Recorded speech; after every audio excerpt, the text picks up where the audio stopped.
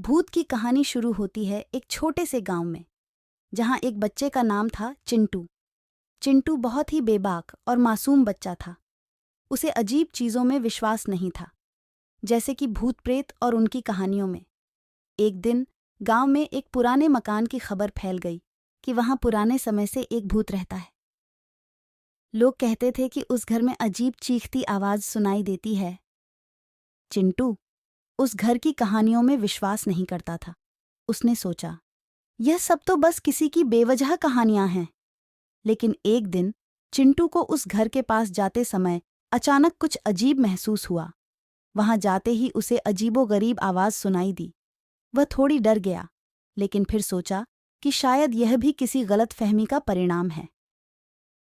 चिंटू ने सोचा, मुझे एक बार अंदर जाकर देखना चाहिए। आखिर हर कोई इतना डरता क्यों है, और क्या सच में भूत होते हैं? चिंटू ने उस घर का दरवाज़ा खोला और उसने देखा कि वहां कोई नहीं था।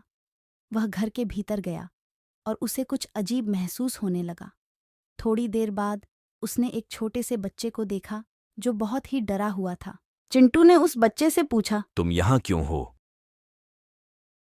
चिंटू ने उस बच्चे से पूछा तुम यहाँ क्यों हो? बच्चा डर के बोला, मैं यहीं रहता हूँ।